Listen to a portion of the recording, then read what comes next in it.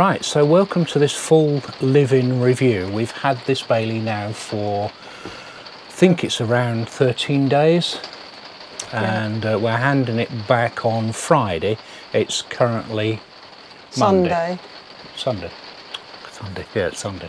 Yeah. Yeah. So we've had a good chance to have a little, well, I'm going to say play with it, but we've been living in it for that many days. Yeah. So we've got a good idea of what we like about it, what we don't like, what could be done better, and any thoughts about if you were actually considering buying the Bailey. But before we do all that, I'd like to say a big thank you to Bailey. Bailey have lent us this van. They've not interfered with any of the content at all. All they've asked us to do is not to refer to any other manufacturers and compare it with other vans. So if you leave any comments saying what's it like compared to XYZ, I'm not going to be able to answer you. No. So it is a pure review based on what we think about this motorhome and you know, things that have appealed or not appealed to us.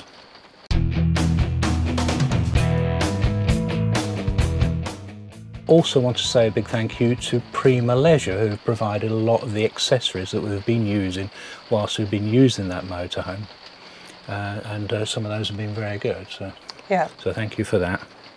I also want to say a big thank you to Jenny for putting up with all of this. It's like moving house when you get a motorhome to try out, so there is a lot of upheaval, there's a lot of to-ing and fro-ing, and there's a lot of filming, particularly on wet Sundays. I know, yeah. Yeah, so without further ado, let's get on with it. Okay. Do you want me to do the specs?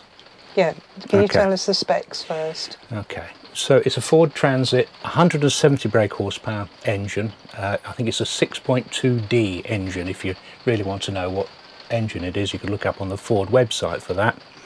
It's an automatic 6-speed gearbox. It has cruise control, it has automatic windscreen wipers, which would be absolutely brilliant. Yeah, we've used them a lot, haven't we? Yeah. It's got automatic headlights as well, so a lot of the work is taken away from it, which makes it an absolute delight to drive, particularly on long journeys down the motorway. It's got a Ford radio. It is just the basic Ford radio, and it's got Bluetooth, so we can hook up our phones to it and play music that way. I'll have to be reading the specs here, so just excuse me as I get my phone out. The length is 7,485 millimeters. The width with the mirrors folded in is 2,379 millimeters, and the height is 2,849 millimeters. Wow. So the maximum authorized mass is 3,500 kilograms. And the payload is 352 kilograms. It has 100-litre freshwater and 100-litre wastewater tanks. Take one 11-kilogram gas bottle and one 6-kilogram gas bottle. Its gross train weight is 4,250. It can be upplated. We found this out whilst we were on the tour. It can be upplated to 4,000 kilograms. Or upplated to 4,250 kilograms with modifications to suspension and brakes. More likely people will upgrade it to 4,000. What that does mean is that the towing capacity is the difference between the maximum authorised mass and the gross train weight, which if it's upplated would actually just leave you with 250 kilograms of towing capacity, or if it's not upplated at the standard weight, 750 kilograms of towing capacity. So if you're thinking of towing with this, you're probably limited to perhaps a motorbike trailer or a box trailer or something like that. Yeah. You certainly couldn't tow a car with this. No. And of course, if you upplate it to 4,250 kilograms, you'll have no towing capacity. Cabin driving. I love the automatic gears, the automatic headlights and the automatic windscreen wipers. It's been brilliant. It has really good and excellent steering wheel controls. Do you think of the radio? I thought it was okay. I linked the phone to it. Speakers seem fine, but the only speakers are in the door. So it's not, you know, not back when you're sitting back in the lounge. No. You can't hear it as well. Or if you're in the bedroom, indeed. No, that's right. So, but and it was fine going along. Yeah. And linking to the phone? Yeah, well, we used the Epidemic Sound, didn't we? Yeah. And the new app on there. And I mean, using your phone, I was able to connect. I haven't tried connecting mine, but No, I can't imagine be any problem. Okay. We have used the air conditioning. Yeah, yes. We had quite a few warm days, haven't we? We did, yeah. And the air conditioning works really That well. worked fine, yeah. Yeah. Okay, we've got these are optionals, the Remis cab blinds. They are provided for the Ford. You've got this sort of cutout around the mirror, but it works okay. One of the problems we had with it is that the blind on the side door came away from the thing. I've temporarily stuck it back. Now I have to say, before we do the rest of this review, this is a demo van. It's been round all the shows. It's been pulled and poked and prodded and It was at the NEC, wasn't it? jumped upon. Yeah, so a lot of people have looked around it. So the very few things that have gone wrong are probably quite understandable. Yeah. So yeah. I will point them out, but please understand this is not your typical van that you'd find in a showroom. No. We were also provided with a Milenco screen. Yeah, which seems to have done its job quite well, doesn't it? Condensation-wise. Yeah, I was a little bit doubtful of the Milenco screen. But I think certainly in the summer it works very well. It keeps the heat out and it keeps the condensation down when it's raining. Got wet, very wet, hasn't it? On some occasions. Yeah. And it's been okay. It's been okay. Yeah. It's not. I thought initially it was going to get sort of wringing wet, but it didn't. No. One of the great things about the Ford cabs is the bottle holders. Yeah, so I've got two over there. Two on that side. You've got two on some this over side, there. Yeah. I mean, the whole of this here, the glove box is nice and roomy. Yeah. Got another little shelf here, and you've got all these other little areas above, haven't you? Yeah, all the little cubby holes. I will show them round and we'll have a look at that.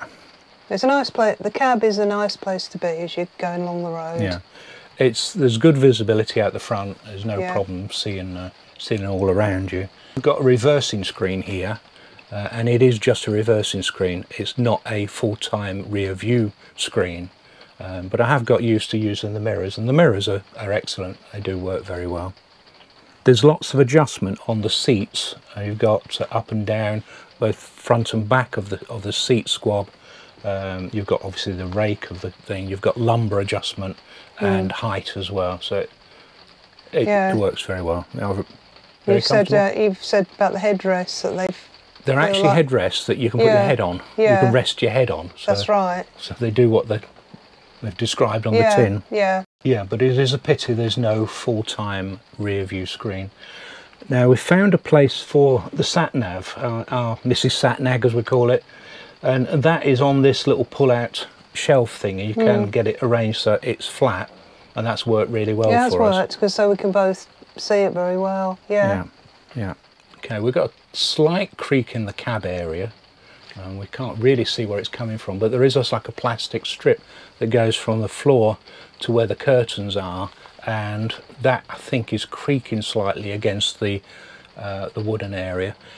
There were a few rattles as we were going along, but most of those are because we've not packed our cupboards properly. No, that's right. If we had the van probably long term, we probably would have padded the cupboards out, put tea towels in everywhere. It is difficult because as you use certain things, it creates a space in the cupboard, and if you don't put something in its way, the kettle's going backwards and forwards. Yeah, the kettle was a good one, wasn't it? The kettle was like that, yeah. But I mean, we did start off at the beginning when we first picked up the van. With a creak above here, didn't we? Yeah, it was a plastic surround had not been screwed. Well, there was a screw there, but it just went into an empty hole. Yeah. So I've moved it and I've screwed it down. And that was about the worst thing. I mean, this, like you say, I've just got used to that. Yeah, you tune it out after a while. So what did you think of the lighting in the lounge? Well, it's either on or off, isn't it? Yeah. There's no, you can't dim any of it. No. Obviously, you can just have selective lights on. I mean, there's 2 switches there, and I think there's 2 there, aren't there? Yeah, there's 4 switches here, which There's one of them, I don't really know what it does. I don't think it's the awning light. No, because that's on the control panel. Yeah, no. but you've got, let's see if I can figure out which is which. It's down there. That brings up a footlight. Which is quite nice, yeah. Which is quite nice. That one brings up the overhead, sort of in the locker lights. And that one brings up this light up here. So you can sort of arrange it so that it's, you know, a bit more subtle. You've just got those on, yeah. Plus you've got two more lights over here. There's one is the above kitchen light, and the other one is the backlight to the window there. Now I've got to mention all the windows all have Remis blinds on them, and that is a fly screen here. They're still a bit stiff, aren't they? They're quite stiff, and these sort of blinds, so you can do them half and half, you can have them fully closed, but they are stiff, and I think that may get better. It's certainly got better as we've been using them. Yeah, that's right, yeah. So let's just put this one up. Someone's just arrived. So what about the sofas? Well, the sofas, this one is quite small, quite short, as you can see, yeah, especially with the scatter cushions. Yeah, so you tend to want to lose them, and you've also, of course, got it's like a little armrest thing, so it's quite nice. It's nice, yeah. But it doesn't leave an awful lot of room. Yeah, that one's a bit bigger. Is it? You said this was 3'11", this one? Yeah, yeah. So this one. Yeah, you can see obviously there's a line that goes across where you can see the difference. So this one is probably about 2 inches, 3 inches wider. So that makes that about 3'6" or something like that, doesn't it? But they're quite comfortable. Yeah. But the one thing you can't really do unless you bring these in is really put your feet up. No, no, there's no real sort of feet up lounging. No. No. I did try and put the bed together, but we're still missing a support piece, so I'd just show you that bit of video here. There is a front bed. And I will point out there is no drop-down bed in this model. No, no. You'll see there's a big empty space. Other models have a drop-down bed there, so there is no drop-down bed in this model, which actually makes the ceiling really, really high. And I do struggle to reach this. I just about, you know, reach that. Yes, I have no chance.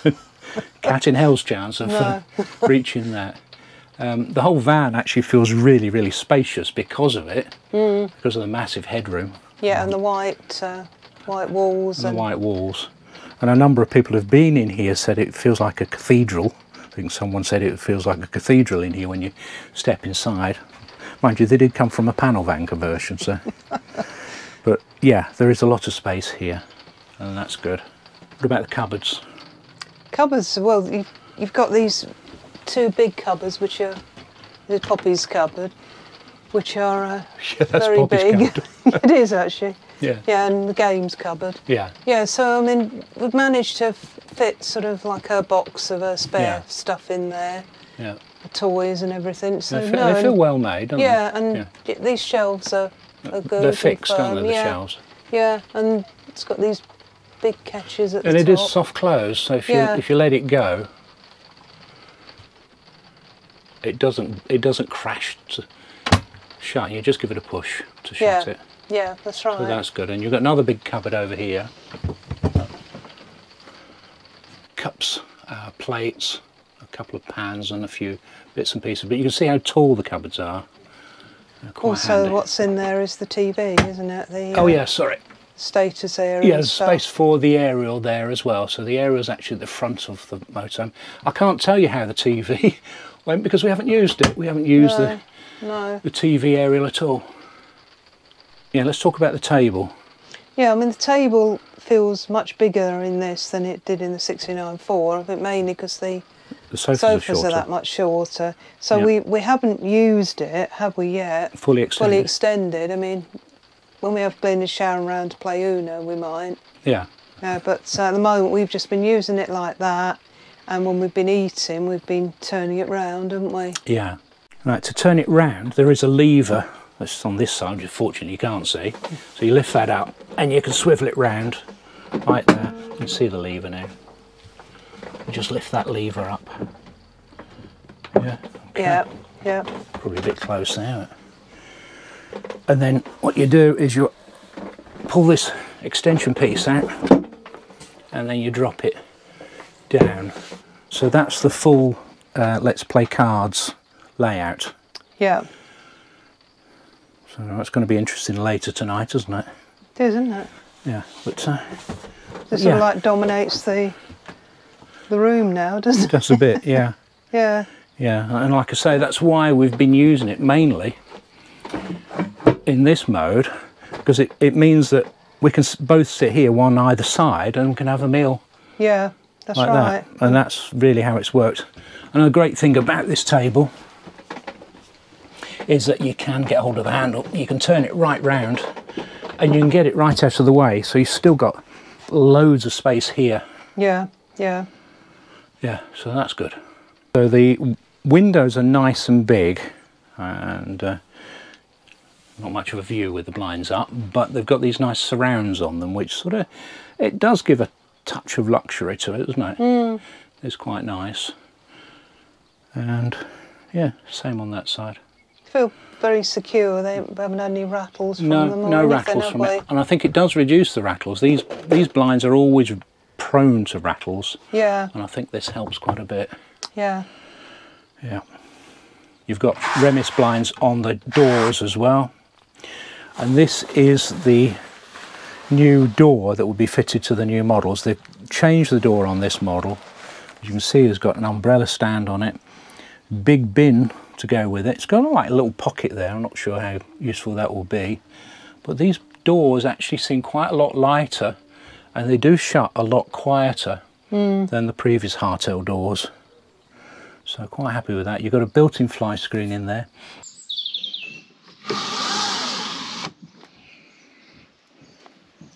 I'll see if I can show you how to put the chairs up, the travel seats. So under this sofa, you've got a couple of cushions here, one there and one here, and you've got the travel seat underneath here. So you've got a little thing you turn, it tells you which way to turn it that way, and this seat then comes up, and that's your base. That's your other things in there, isn't it? Your fuses and... Yeah, if you want to have a look, you've got the fuse box under there, and the battery is under there. The solar panel charging is there, so you can have a look at that when you're fitting your travel seats. So the next step is to lose these cushions. So lose that one, and I can go in the garage. And this one is your backrest, because it's got this strap here. So we're going to use that in a minute. So put that to one side. Then the lower cushions, find the one that's got the solid bit at the bottom, turn it round, and that will go down there. Okay. Now your seat belt holder, can you see this? Seat belt holder is under here, there's a button to release that. So you press that button, it releases that. So you need to get hold of that before you fit this in place, so make sure you don't lose that. Take the seat back, turn it round, undo your strap. This is more difficult to film than to actually put it to practice. You've got to bring your seatbelt holder over the top and a couple of Velcro straps. Velcro straps, pull those together so it holds it in place. Make sure that's out. Lift your headrest up, and you might want to adjust the rake of that. And you can adjust that to make it upright or less upright. The next step is to move this door. It's got a magnetic catch there, so you have to push the button in and that locks it in place.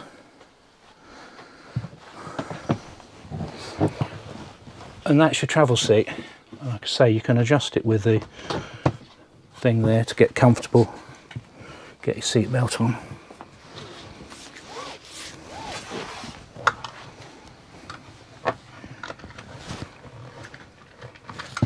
And that's it. That's it, you're ready to go? I'm ready to go. Who's driving? Tara. All right. All right. We'll find a home for the 2 cushions that came away. And of course the same applies on the other side,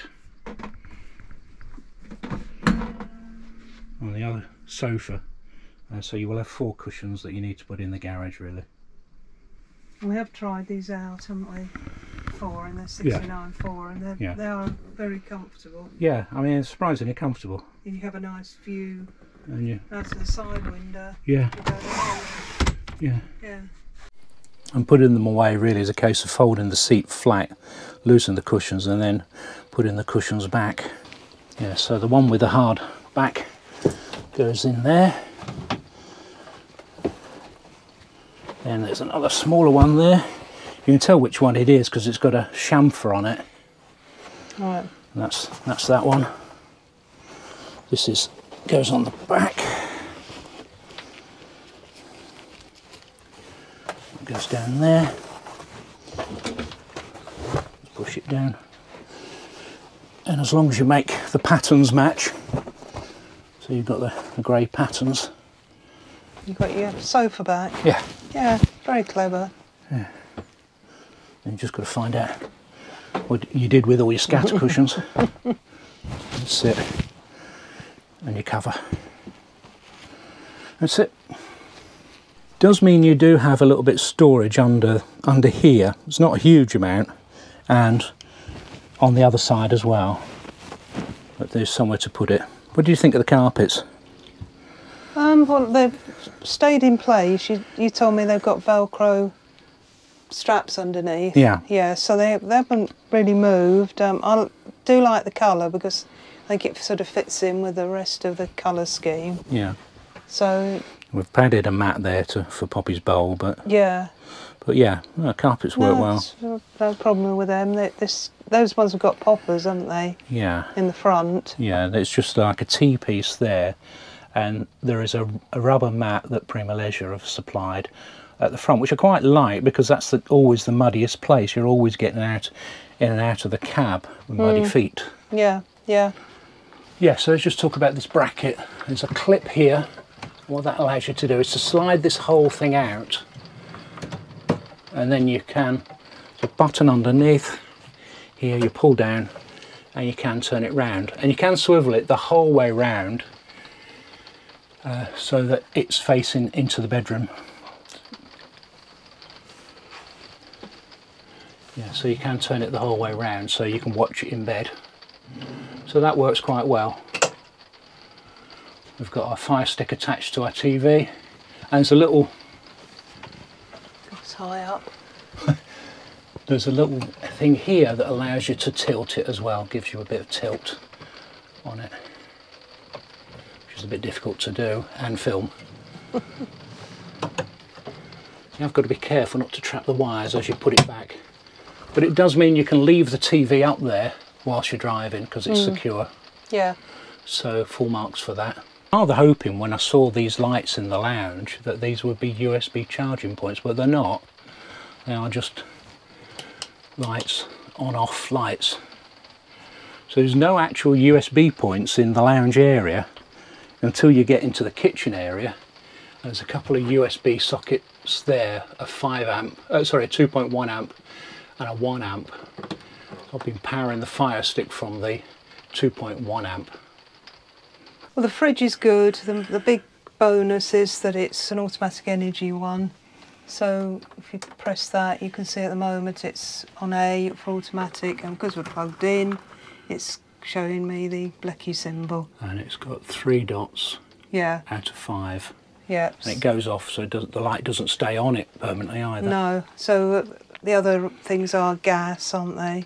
Yeah. And battery as you're going along. That's it. So it automatically switches to the battery when the engine starts. It's actually on the ignition. Yeah. The thing about the gas is because this hasn't got You'll have to tell me what it's called. The crash sensor, the Truma CS system. Yeah. So you do have to switch the gas off when you're going along. So it won't, unless you go and switch the gas back on, when you stop somewhere, it won't switch to gas. No, so you have to remember to do that. Yeah. Yeah, so, but it's been fine. The fridge itself, I mean, excuse the mess, because... Well, it's a fridge in use. It's in use, to prove we've been living in it. Yeah. Here's some food that some of it's been eaten. Yeah, and some of it remains to be eaten. Yeah. Yeah, so no, I mean, this up here is really good, this freezer thing. I mean, we've got 2 loads of bread in there, and we've got a load of cans falling out. Yeah. Yeah, so that proves it's That's been lived in trying by to tell me something there, isn't it? by a can of lager. Yeah, let me just put that back. Put it there. Yeah, so, and the tray down the bottom is very good as well. That's absolutely packed, that tray, isn't it? It gets, everything tends to end up in there. Everything goes down that way. Yeah. The only thing is these shelves are a little bit narrow. Wide, you know. Well, you can see the one ketchup bottle wide. But they do take a bottle of water or other things. Well, what they won't take are cartons of milk. No, they won't. No, no. But then you've got that down the bottom. Yeah. Yeah. But so they will take a box of wine. Yeah, that's fine. That fits in just perfectly. And it has been excellent. It's yeah, been it has. It has. It's very kept efficient. its temperature. It switched over when it needed to, and yeah, no, and top marks for the fridge, freezer. Love it. Yeah. So the sink has been fine. It's got a nice bowl again. Premier Leisure supplied that. We haven't used the chopping board or the drainer that comes with it. Yeah, I mean, the only complaint is that the chopping board is, because this isn't flat, you see the bowl sticks out. You can't really use a chopping board without moving the bowl out. So I think that's why we've not used it. We've been using the drying mat just on there when we've been washing up, been lining things up, washing up, and then putting them there to dry, and then grabbing the tea towel, and putting it back in the cupboard, and that's it. Yeah, I've got a big flap here, haven't you, so? Yeah. And that does increase the workspace. You've got to move a table, though. Well, you have got to move the table occasionally. Yeah, so normally the table's been sort of sitting over there. Yeah. And that does increase the workspace quite a bit. Because otherwise you have to remember to do your preparation here before you want to start cooking it, because you know you're going to run out of space because that's the sink. But that has been very useful. Yeah. Because you serve things up on there. This cooker, I'll try and do this holding that. This top, you fasten it, and that works well because that puts it back up there. You've then got the glass thing to take off. Yeah. You've got an electric one, which is very efficient, but I've found it so efficient it's been a bit difficult turning it down sometimes. Yeah. You've got 3 gas, which have been fine. Yeah. You've got a grill, which we have been using because we've been off grid. So we've had toast with that, haven't we? Yeah, it needs a little sweep out. Yeah. Like I say, we have been living in this, so you will see a bit of living stuff. Yeah, and there's the oven, and I think we said at the beginning we found it difficult with 2 shelves in there. Yeah, so we just work with one. Yeah, but that's been fine. It's lit every time. Yeah. It's cooked things very well, so I can't fault the cooker either. No. No problems with it. Okay. The other thing is quite nice is quite a lot of stuff in there. Present out of the way and your little measuring bowl. Yeah. Yes. So this is our cutlery thing that we brought with us. Yeah. So that fits ideally in that drawer. I mean, it looks like it's designed for it. Yeah. And the beauty of it is that once you put everything in and you shut it, you can securely lock it. It's got a lock on it. So there's no danger of that unless you forget to lock it. No, there's no flying open. There's no cupboard space underneath, is there? No, that's where the gas bottles are. There is some more space down the bottom there. Yeah, that's where we tend to keep all the pans. Again, that locks nicely. I haven't had any trouble with that coming open or. Yeah. I would say that the workspace in this kitchen is not as good as the Adamo 69.4. Yeah. You have got a wider kitchen, you've got more space out here, haven't you? Yeah, because in that you've got 4 cupboards as opposed to 3 in here. Yeah, one question we did get asked is, would we swap out some of these cupboards for a microwave? I'm not sure I would, because I'd have to think what I'd use a microwave for, and it's normally just for defrosting something. Yeah. Or for cooking jacket potatoes or something like that. I mean, Yeah. we're not wonder cooks, are we? No, So no. we don't tend to use it for much. Because I think that if you did have a microwave, you would lose Most of that. most of that space there. So we can fit the Tassimo in there. All our pots and pans are in that box there, and bits and pieces, crisps and things, and kettle. They're the at top height there, only you can reach. where you can't reach it. Yeah, so I can't have any of them. So you can't have any crisps. No. And then in that one we put the toaster and cans. Toaster and the automatic coffee, and some tins and Manual coffee. oh yeah, no automatic coffee. Oh, that automatic coffee, manual coffee. Right. Yeah, yeah. Yeah, so that's worked quite well. I like the fact that it's here and I can put things away, like put the Tassimo away. I'm going to go and put it somewhere else, and I can put the toaster up there. Yeah. I found it quite quick to pack the kitchen away, if you know Yeah. what I mean, and Yeah. get ready to go. Yeah. Yeah, so I quite like the kitchen. So just moving into the bedroom area, and this is one of the things we were really looking forward to, the island bed.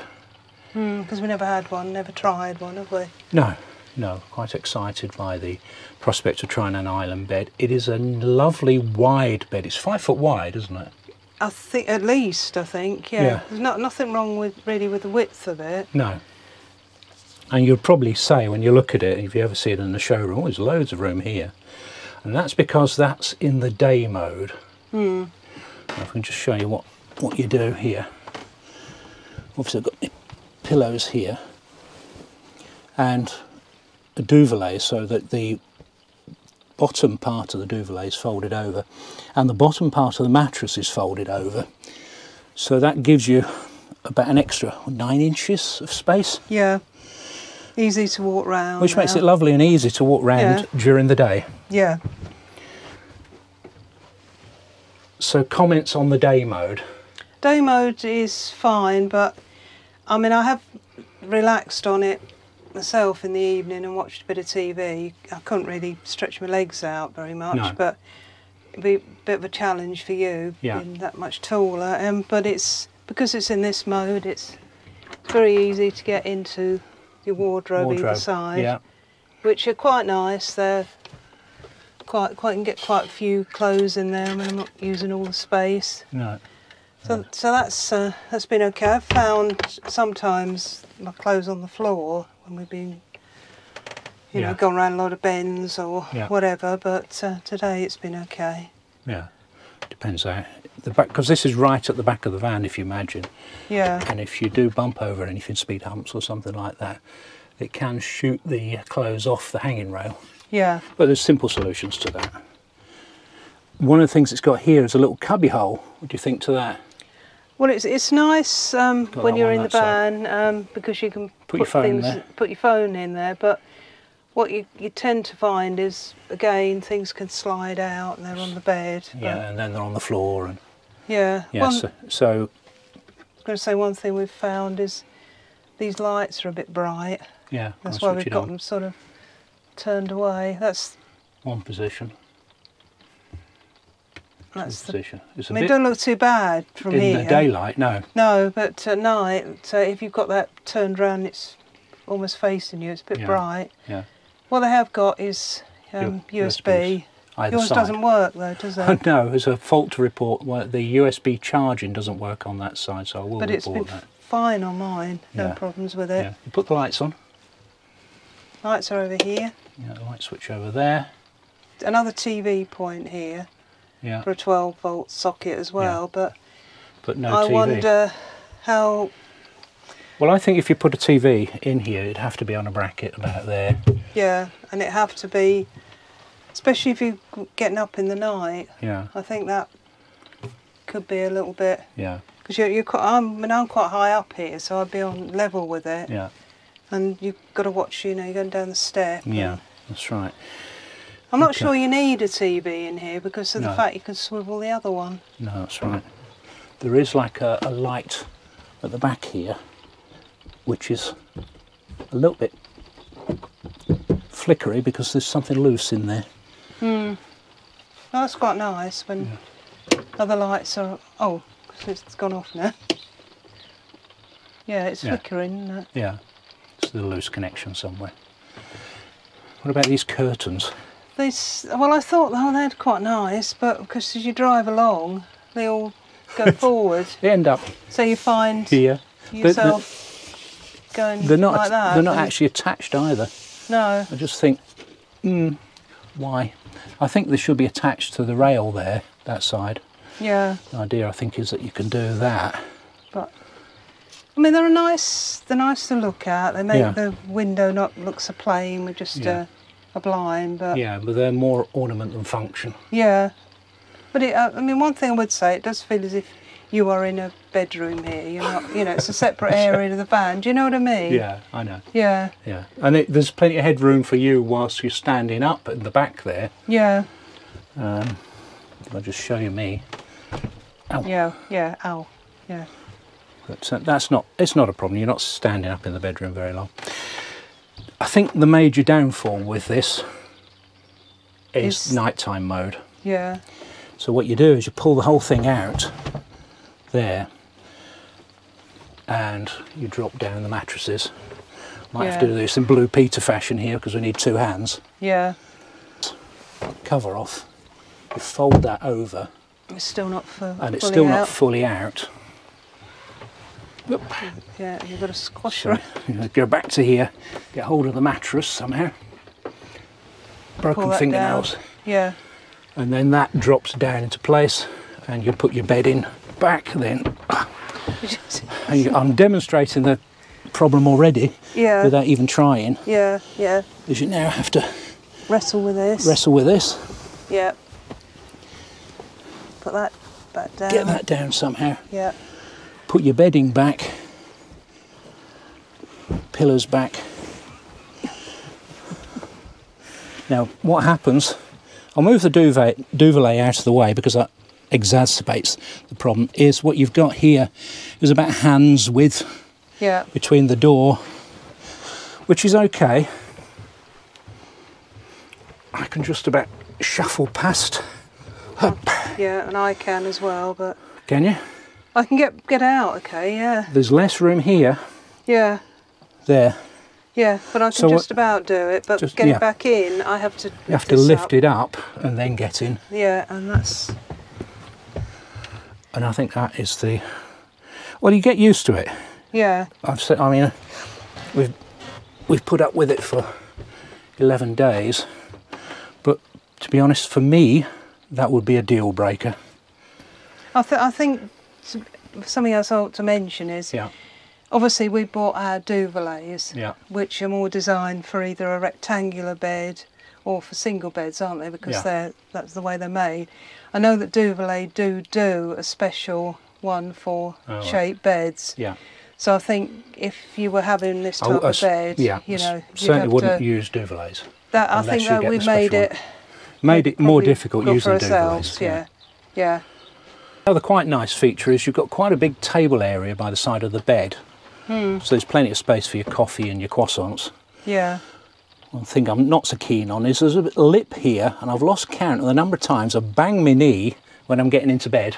Yeah, I mean, I can't get it, I can't sort of sit and get in, I sort of have to climb in. I go in forwards and you're going backwards, but... No, I'm going forwards as well. All right, okay. Yeah, and then you've got to turn round. Yeah, yeah, no, I'm forever banging my knee on there, so... Yeah.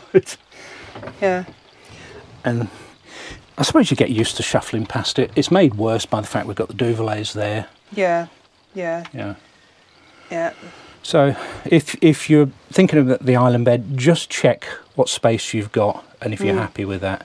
Yeah. I mean, they've done a brilliant job managing to fit a whole island bed into a motorhome that's under 8 metres, really. 7.5, isn't it? 7.5 metres, yeah. So they have, yeah. So you've just got to check it in the nighttime mode. Are you happy with that? The bed itself is really comfortable. It is comfortable, yeah. The mattress is very comfortable. Maybe even more comfortable if you've got mattress topper, but... Yeah, and if we had proper bedding with it. I think if we had either fitted sheets or the proper fitted duvet, I think that would be really good. Yeah. Yeah. Yeah. And you probably would mitigate this possible problem. I said at the outset that what was happening to me with the duvets was my feet were hanging over. They're hanging over a little bit here. But because we're using duvets and your feet are covered, so it's not so much of a problem. No, no.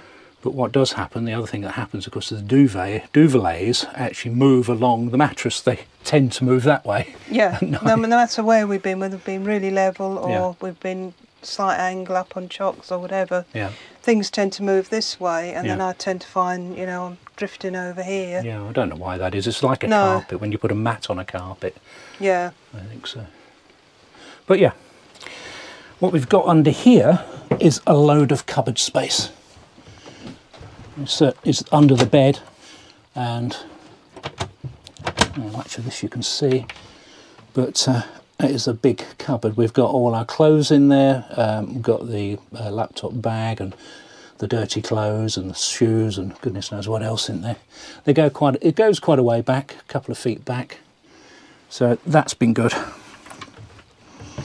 You do have to get down on your hands and knees to get in there. Well, especially with the bed forward. I mean, it's obviously a bit lot easier when the when bed's up. Yeah. One final thing I'd like to mention about the bedroom is when we're driving and we've got it in the day position, as soon as you hit the brakes, the bed then assumes the night position. The whole thing slides forward. There's no catch. Can you hold that? Yeah. There's no catch. I know, that's the trouble. There's no catch to stop this sliding. No. I think if it was mine, I would fit a little catch there to stop that sliding forward. Yeah, yeah.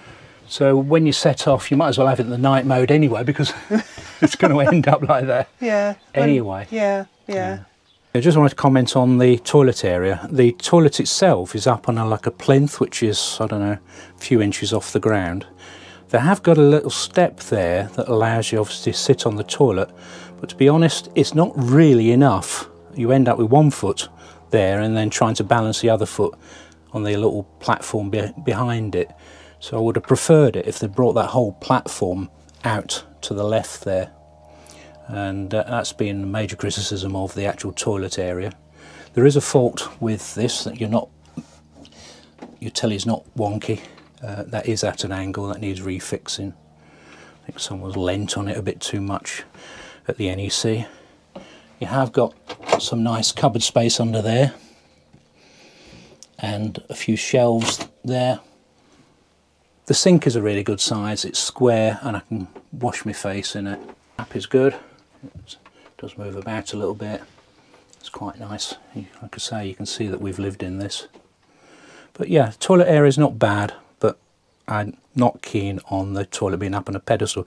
And there's a very good reason it's up on a pedestal, is because this is where the wheel arch is. Notice there's a clear window, and we can wave to Poppy and Tara and Glyn and Sharon and Bailey and Bex, who are looking after the dogs at the moment. But to be honest, I'd leave it in that position most of the time. You can buy frosted glass for it, or a frosted cover for it, stick-on cover, but you know, I'd just leave it up. Now, another thing we're not that keen on is the shower. At first glance, it actually seems like quite a big floor space there, and you think, oh, it's quite a large space here. We've got a nice hanging rail. You have to be careful that you put the hanging rail back before opening these doors, because those doors can bang on the rail, and it's a bifold door and you can close it off. So just hold that there for a minute. Wheel arch intrusion means there's a bump in the shower. What that means is effectively all you've got is that space there. So let me show you what happens. So when you come to have a shower, and I'm not going to undress for this, I've taken my socks and shoes off, is you go into the shower and you try and close the door, and it up here, and you end up try and squeeze past the door and get your feet out of the way to close the door, and then you're in it, which is okay, and then you've got to get out of it again, so you then have to breathe in. So I think Wandering Bird coined the expression, can you do the funky chicken in here? It's difficult. Yeah, it's no. No, you can't. No. No. I can't, so it fails the funky chicken test. And the other problem, of course, with only having that space there is that's the only place you can really stand whilst you're having a shower. What I have been doing is putting my feet up here and then having a shower, and that works okay, but you can't then turn round easily with the doors closed, of course, and get out. Yeah, because I've found I slipped, the time I tried to use that to get round the doors, I slipped on that because it got soap on it. Yeah, it's got soap and it's wet. Yeah, give yourself a fright. The other thing I'd like to say about the shower is the water pressure in this particular motorhome seems very low. Yeah. So we struggled to get a decent spray from this. Maybe I can show you this. Turn that round.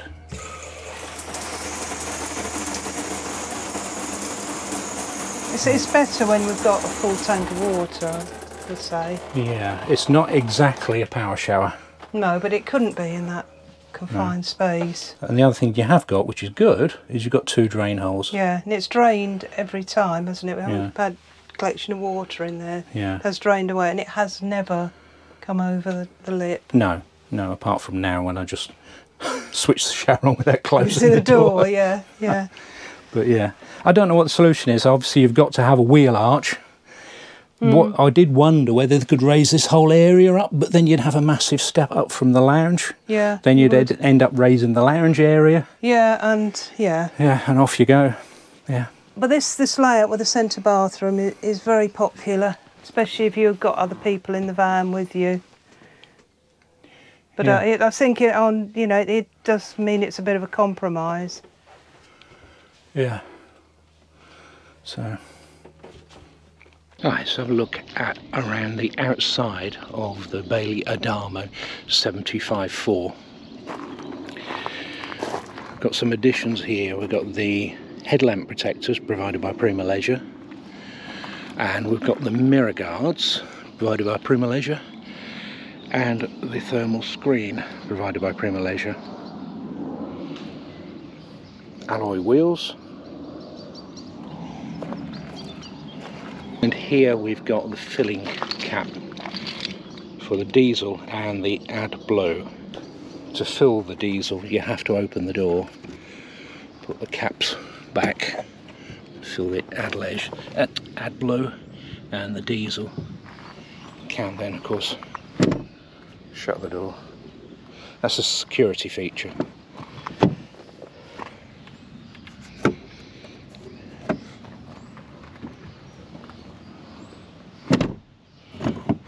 Side of the van we've got the electric point here. Now I have pointed out that this flap is in danger of touching that door. Well, Bailey provide a right angled electricity cable that would actually prevent that happening, so it doesn't come in at quite such a high angle.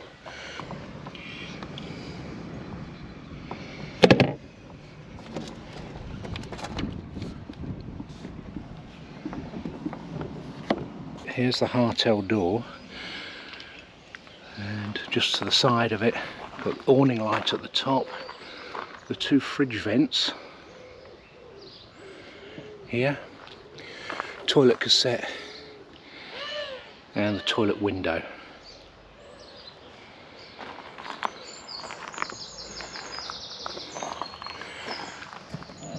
There's the whale filler point for the water.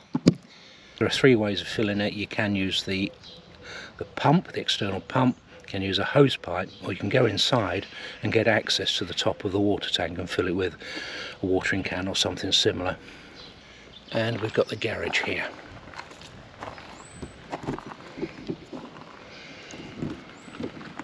And this is the large opening door. There is another door on the other side, but it's a bit smaller. You notice it looks reasonably tall, but you have got the bit where the bed is, so it's actually really there to there, but you have got some hanging space there. There's a light, and there is a 240 volt socket and a 12 volt socket there, and I've got my router plugged into that.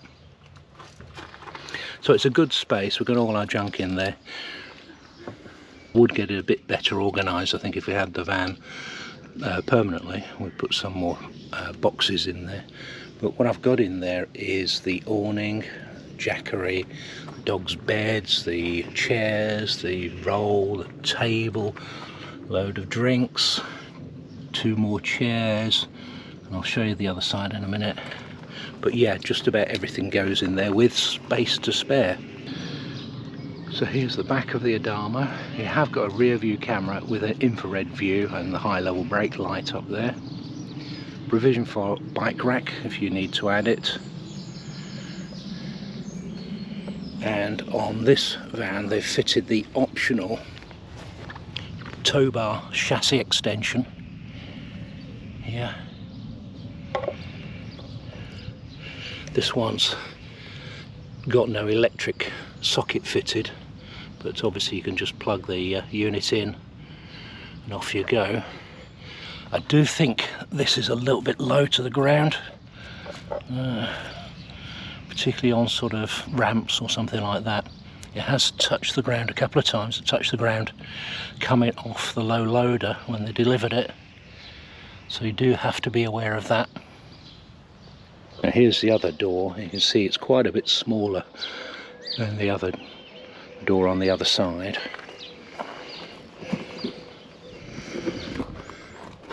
But there you are, you can keep the smaller stuff in there, so I've got my hose pipes, dog food, those sort of things in there. Very useful though.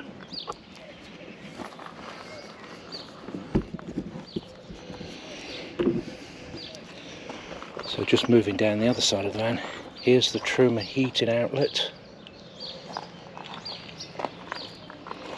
alloy wheels, and a gas locker. The gas locker has provision for a 6 kilogram bottle, the sort that you see at the back there, which we're using at the moment, and one 11 kilogram bottle, because there's a bit of a taller area there. There's no crash protection for these, so you do have to turn them off when you're travelling. So that's the outside of the Bailey Adamo 75/4. You can see it's quite a handsome looking motorhome. Do like the looks of it. So you've got the big window in the lounge there, window in the kitchen, and the high level window where the bedroom is. Alright, let's talk about the Truma heating controls. This is the Truma system, and it's a Combi 4E, and this is the control panel. So to switch it on, just press the button in, and first thing you may need to do is to set the clock. So press it again, and then you've got all this dial. You just turn the dial to get to the different parts of the menu. And for instance, this part here, that's the clock. So if I want to go in the menu, I press it, and then I can set the time. So it's about, I think it's about 12:25, something like that.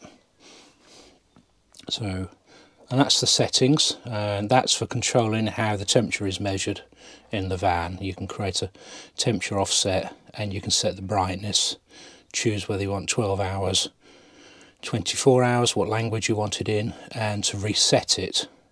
So we won't do any of that. So if you don't want any of the menu options, press the return button just there. And I'll go to the front of the menu, and the first one is the symbol that looks like a thermometer inside the van. That's actually the heating inside the van, the warm air heating that Truma does. Press the button and it's actually off. To turn it on, you just simply set the temperature you want and press return, and that's set the temperature for the heating. And then if you go to the next one, that is the water temperature, that's the water heater. Press that, and that's currently off. If you want it either on Eco, which I think is about 40 degrees, or if you put it on hot, that's very hot, and it's about 60 degrees. It's almost unbearable, but that is actually very useful for warming up the water in the morning before you have a shower, and then well, perhaps once you've had your breakfast, then you can set it back to eco. You can see these menus actually time out after a while. You just press the button to wake it up again. This option here is for setting what you want the heating to run off. So it's 4 kilowatts of gas heating if you want that. So if you're off grid, you can use that, and that will warm the van up nicely. You can have it on a mixture of gas and electric, and that is gas and 900 watts of electricity, or mix 2 is gas and 1800 watts of electricity. If I put it on electricity 1, that's 900 watts of electricity. Electric 2 is 1800 watts of electricity. You will see in a minute it will come up with an error code, and that error code means the water heater's failed, and probably because I've not got the electric plugged in at the moment. So you need to sort of look up some of these error codes if you see that. It's usually because you haven't either got the gas connected or you haven't got the electric connected. So press return, and then we can continue our journey through the menus. The next one, the fan, that allows you to either choose high or eco. Normally you probably want it on eco, and that's how strong the fan is blowing the air around the warm air heating. So we'll leave it on eco. The next one, that's a timer. So you can set it for start at a particular time. So say you wanted the heating to come on at 1800 and go off perhaps at 2000. And then it asks you what do you want it to do, and you want to set the heating at 18 degrees. And what do you want to do with the water? I'll have it hot. So it's a little timer that allows you to set when you want the heating to come on. It's a very simple timer, but can be quite useful if you're away for the day and you know when you're coming back. Set the time for the heating to come on, perhaps an hour before you arrive, and it'll be nice and warm when you get back. So that's it. That one is for setting the clock, as I said. And that's it. It's fairly simple to use. The other thing to mention about the Truma heating is it's got a 10-litre water boiler, and obviously you need to fill up the water boiler. You need to run the water through the hot taps to get water in the boiler for the water heater to work. You can run the heating without the water heater on, but best not to run the water heater when there's no water in the boiler. So just by the side of the bed on this step, there's a couple of access hatches. Take that one off. Got quite a nice little shoe locker here really.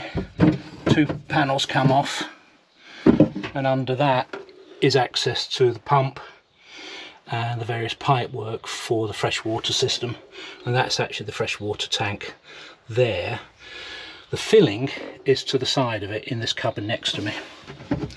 Let's just put these panels back.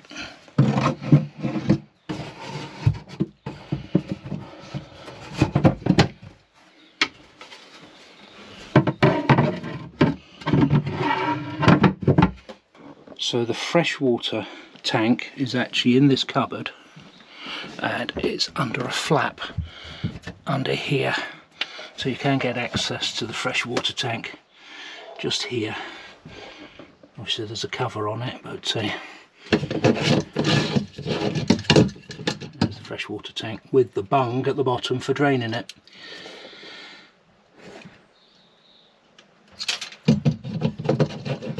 So that should drain down.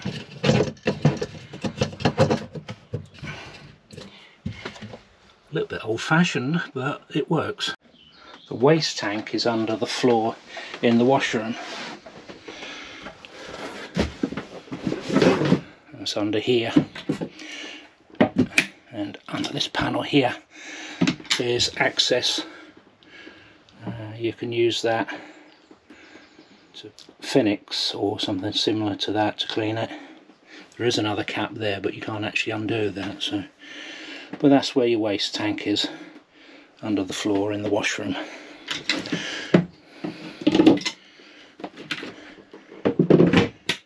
And on the other side of the bed, there's another access panel here, and that's where the Truma heater is. Truma Combi 4E, I believe. So you can get access to that if you need to. There we go. It's quite warm in there.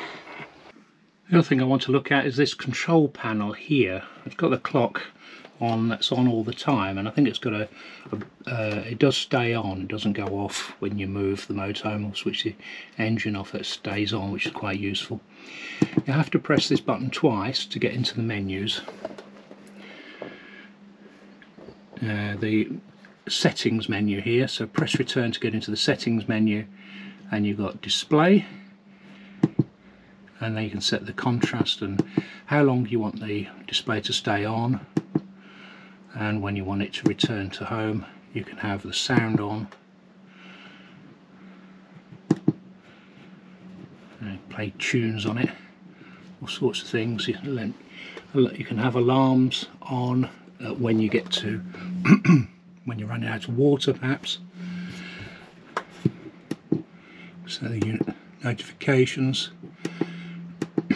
and all the settings in there. But the main things you want to look at is how to fill the tank.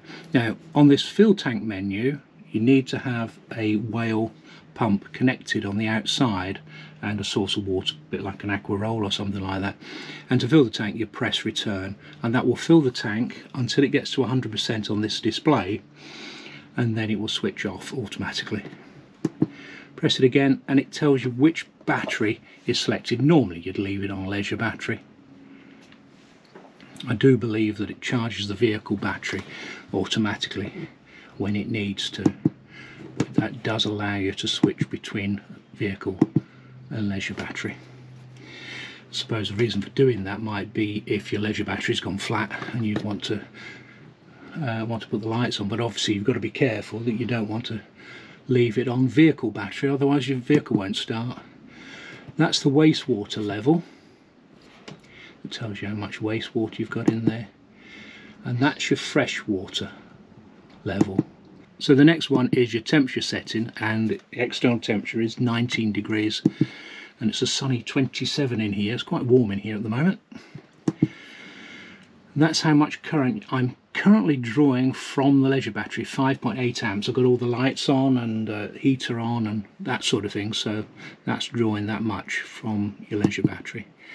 That's your vehicle battery voltage, which is a healthy 13.2 or 3, and your leisure voltage, your leisure battery voltage is there, so that's 12.3, and it's probably at that level because I'm actually got all the lights on here.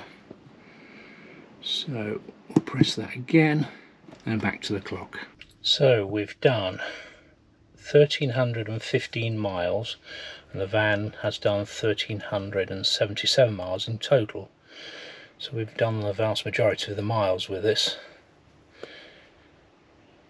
So there's the tyre pressure monitor, seatbelt warnings, whether the start stop is on or off, what the speedo's reading, fuel consumption, distance to empty, and the average fuel consumption we've done on this journey is 26.7 miles per gallon, and that's actually improved as the trip has gone on.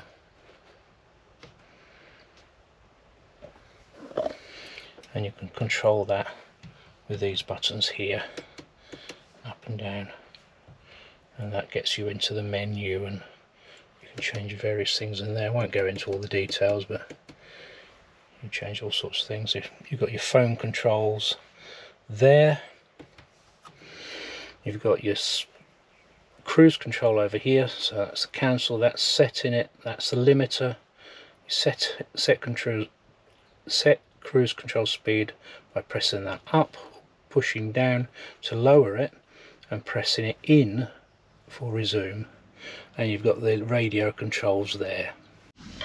As for the light controls, I've just basically left it on the A symbol here, but you've got the headlight leveling control there if you need to adjust it up or down. You've got the side lights, headlights and off. Up there is the how bright the dashboard is. Can't really see it in this light, but there you go. And fog lights front and back there. Mirror adjusters there, window controls there, and you can lock the door with these two buttons here. Lock or unlock, obviously. But yeah, it's a very nice cab to be in. Very pleasant. Enjoyed it a lot. That one, that sets the traction control, I believe. I haven't touched that. That is drive mode button, normal or eco.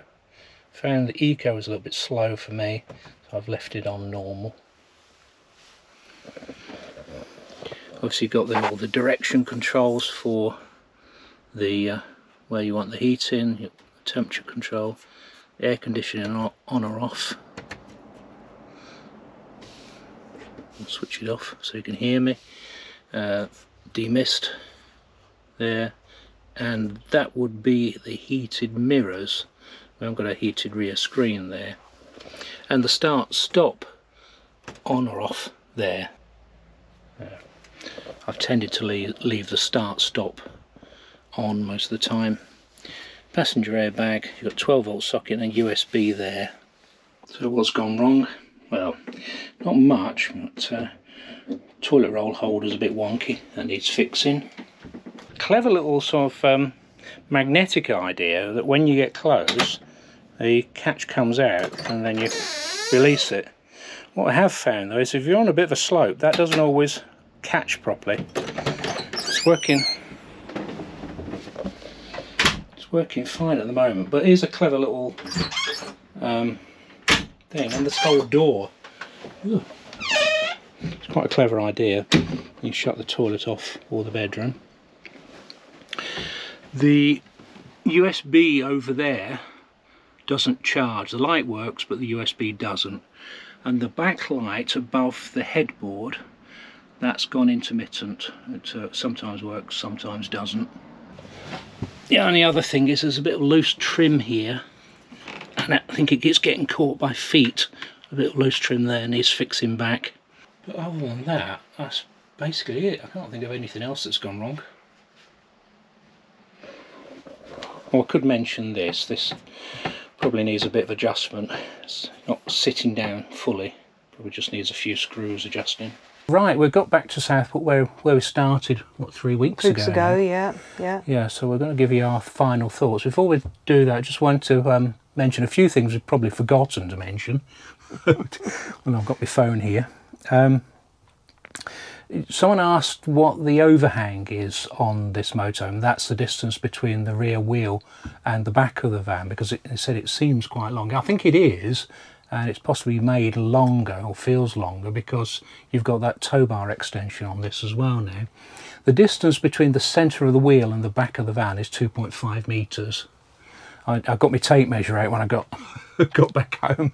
I hadn't heard from Bailey, so I thought, well, I better mention it. If I hear differently, I'll let you know. You'll correct it, yeah. I'll correct you, yeah.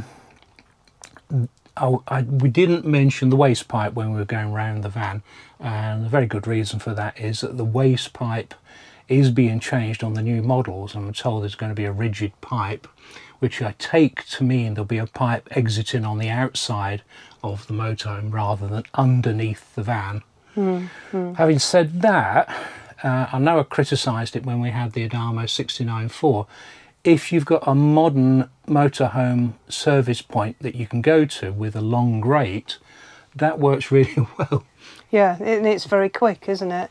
Yeah. Yeah, I mean, even Ashwell has got one of those long grates now, so yeah, it's been good every time we've been going out. We're just pull it, yeah. pulling that, but it's more of a challenge on a site like here, Well, yeah, where we've got to lift up the grate and you've got a tiny little square. Yeah, so it's nice to know where the water's going to come out from before it comes Before out. you start, yeah.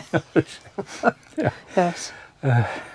So the other thing it only really occurred to me, and I think someone else mentioned it, is that all the facilities, the gas, the electric hookup and the toilet emptying hole are all on the same side, and that's the side that you would put an awning on.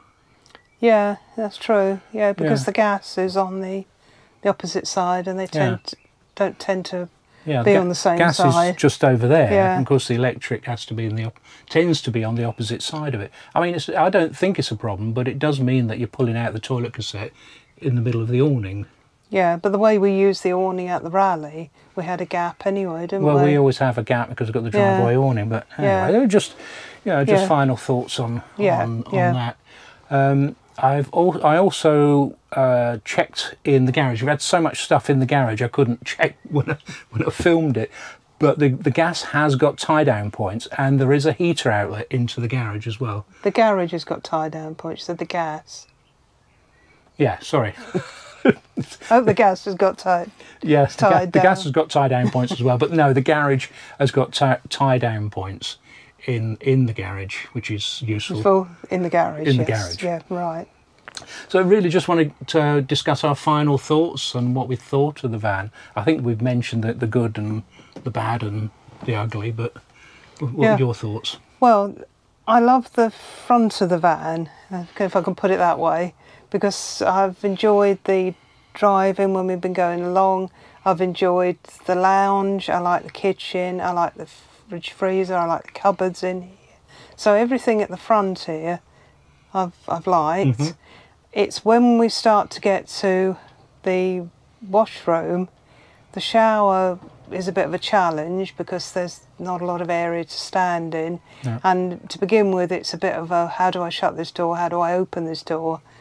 I've got a technique now. No, I've got a technique. You say after 3 weeks, you do. You adjust. You do adapt. Yeah. The toilet. I mean, sorry, for some people, I suppose the difficulty of using the shower might not be a problem because they might not use the shower.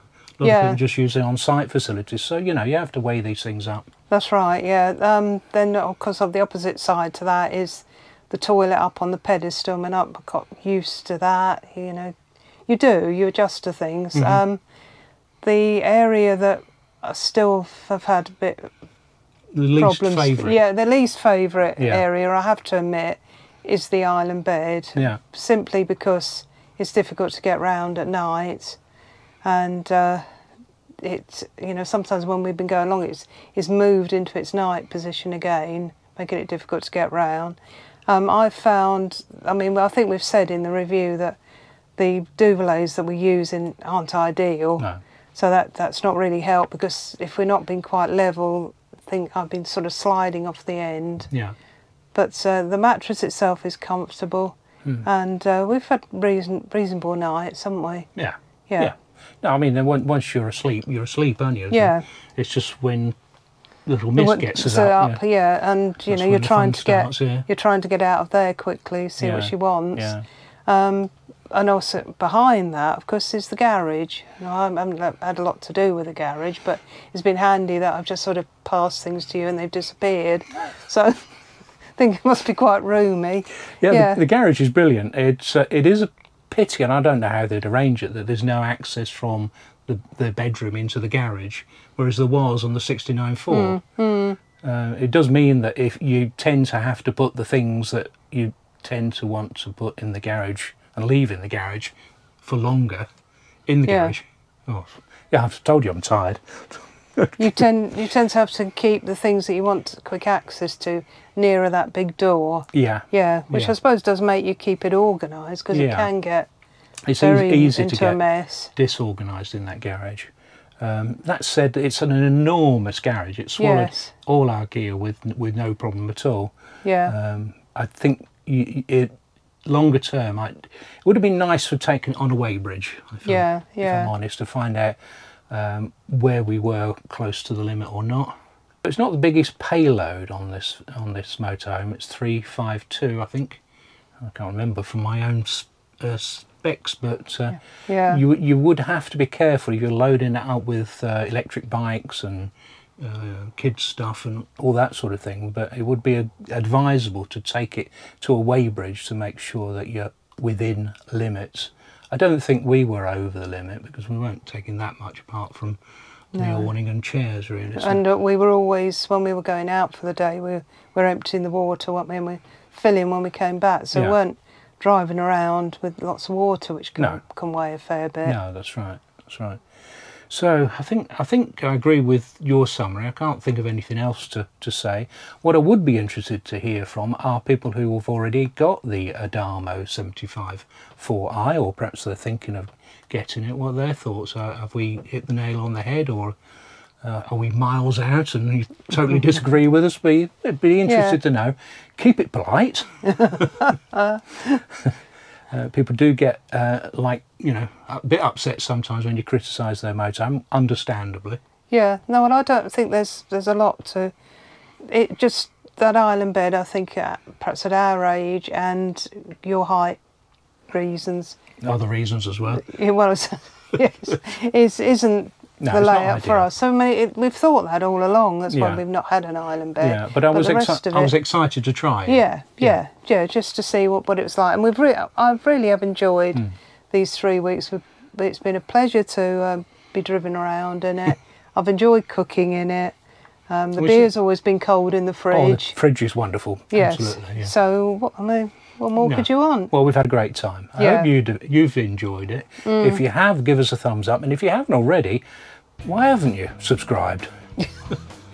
Lots of people have, actually, over the last it has been good. 3 weeks, which is really nice. Yeah. We've got plenty more adventures coming up this summer. Yeah. And we're really looking forward to it and taking you along with us. So thanks for watching. We'll see you soon. Bye then. Bye then.